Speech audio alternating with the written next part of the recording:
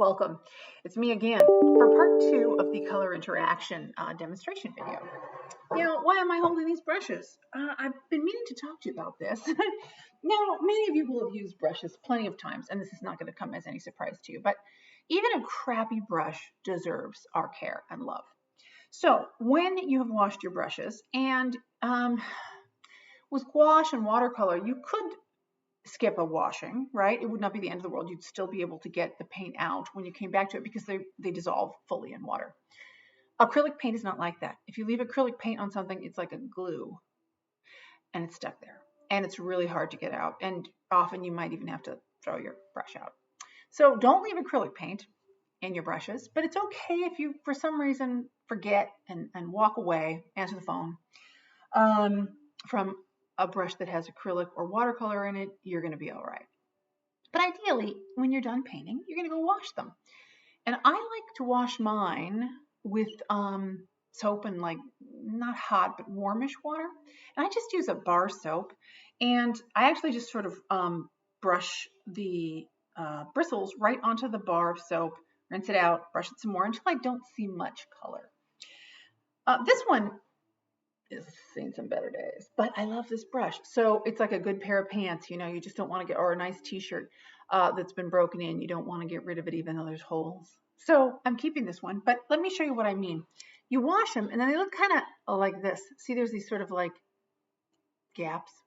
You want to reshape your brushes.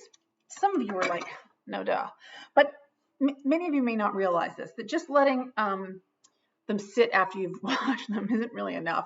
I like to take a rag and kind of get a lot of the water out because the more water that's sitting down in the ferrule between the ferrule and the handle, the more you're weakening like the glue. Like if you notice that after you've had a brush for a while, they start to get kind of wiggly. You're like, this one is very wiggly. Anyway, try to then straighten out these brushes, the bristles, to a shape that you like, right? So if it's a round one, you're going to kind of get it round. If it's a flat one, you're going to kind of try to knit them back together like that. I think ideally you can buy these little things that hold your brush like this to dry it. That's not totally necessary, but it isn't the best. Don't dry them necessarily in a can like this. That's not as good for them. Put them either like horizontally or like off the end of a table maybe if they're still a little drippy. But you should have taken most of the wet water. The wettest water has come out by this point. That didn't make much sense. Dry them off until they're not dripping. And then set them somewhere where they won't get disturbed and you're fine. The fan one especially, if you have a nice one like this one, hold on, I'm fixing this other one too. After a while, so much paint gets down in there that it's really hard to get them to be straightened out. And that's okay. They can just be lesser brushes. So this one, because this is that one that does such a nice job of removing brush marks, right? So, but it won't if I leave it all clotted up like that. I really need to kind of comb this thing back into a nice fan, if you know what I mean. And I wonder if you can see that well enough. Did you see when I first had it? When I first had it, it was kind of like that. Like pieces were not so nicely combed together. And again, eventually so much paint will get down into this ferrule that you won't be able to get it, to get the bristles to line up in parallel, and you'll know, well, maybe it's time for a new brush. If you just get one that's sort of shooting off like a stray, you could just cut that off. Or a few, you can cut them off really close down here, and then they won't interfere with your painting. Must not have my brushes interfering with my painting. That sounded a little crazy too. Okay, let's get back to assembling this assignment. I'm going to change the camera angle and we're going to see the overhead view. Okay, now, what am I doing here? I am observing the interaction of color. That is to say, I am checking out what happens to colors when they're next to other colors. And I'm doing that by creating a square and a square kind of a format. I want, and you'll notice that I am not cutting this out with great precision. I'm just using scissors because to me, the important thing here is seeing what the two colors are doing, and it's not so important to me that they're perfect squares. You may be the kind of artist who cannot stand them all kind of funny shapes. And if you want them square, then by all means, take the time to get them perfectly square. If you are the kind of artist that just wants to see what it's like and is in more of a hurry, that's good. Just go with that, okay? One thing I don't want, I'll show you what I don't want.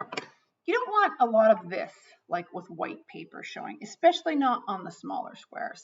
A little bit of that might be okay in the bigger ones, but don't let that be there because that's another color, right? White is the color and it's going to start interacting and you won't be able to observe your effects as much. Okay, so put that down, maybe cut out this little one. What are these sizes? These are, they're about yay big. Make them about yay big and you'll be fine. No, I want my smaller square to be at least an inch, at least, right? That one's a pretty tiny one, that's a bigger one. And I'm making my bigger square is something like, I'm hoping to get 2 out of this, and this is only 7 inches, so it'll have to be somewhere between 3 and 4. These aren't perfectly square. See, this one's like a 3.5-ish, and almost 3 3/4. I think I do have some here that are 4 inches. Yeah, that one's a 4-inch. I guess if you were gonna make them, like if you were gonna be more precise and less seat of the pantsy, I would probably make them 4, and I'd make the center square about 1.5 inches. No, maybe 1.25 inches. No, 1.5 inches. That's exactly what I want. Okay, there you go.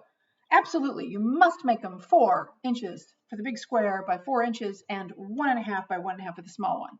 No, that's not absolute, but that's sort of what you're going for, okay? Now, and you're going to want to have some duplicates, especially in the small ones, right? If every one of your larger squares is a different color, that's okay.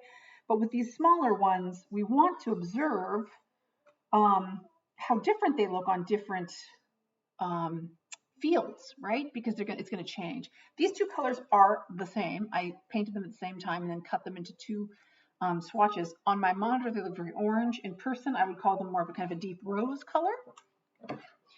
And now I'm going to set them on a couple and show you what I'm talking about, what I'm trying to see here. Ideally, you're going to find some where the colors look very different depending on which ground they're on. To me, this one looks more orange on the darker one here. I really like those 2 together, actually. But let's try them on another one. Let's take this kind of high-key lilac, and we might be able to see an even bigger difference now, right? Or maybe you don't see much at all. Let's try this one.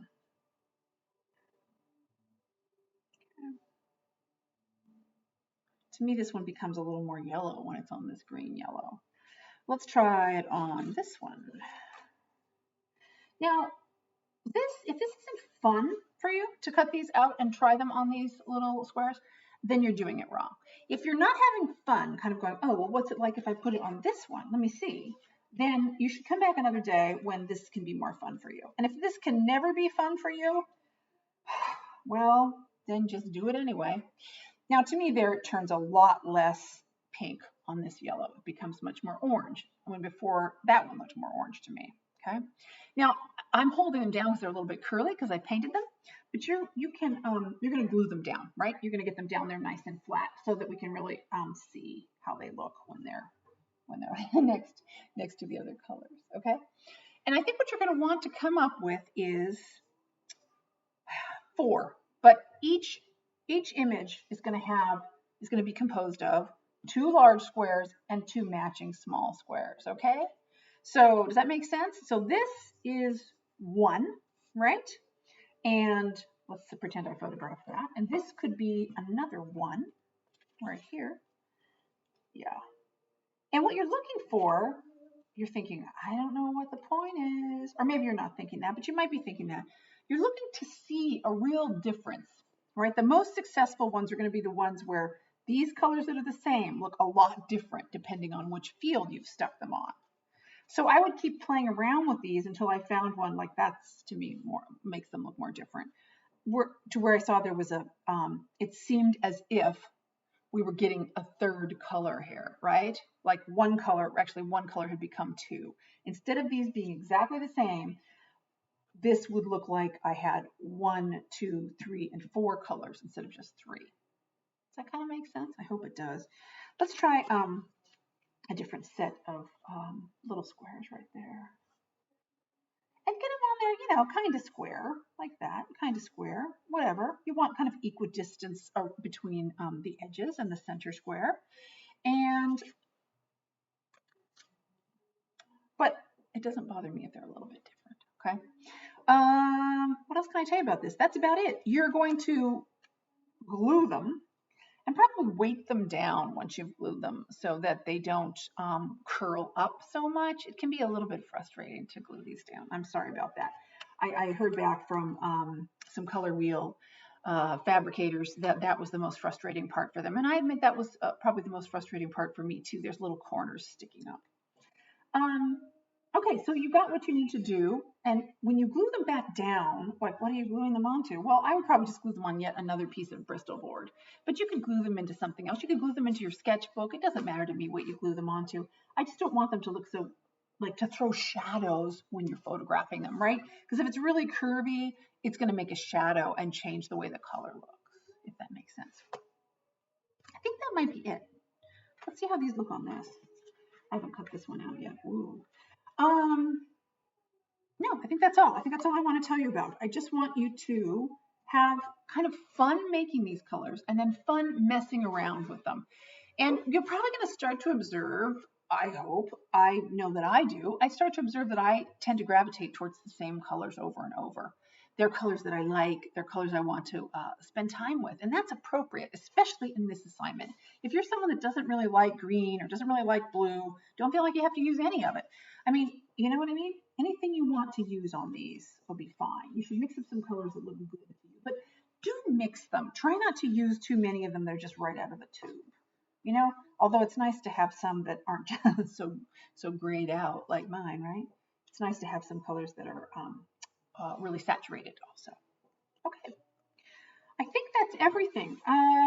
Yeah, I'm going to end this video, and if it doesn't seem clear or there's some kind of confusion when you start doing it, just send me a quick email and we can talk about it again. Anyway, that's all.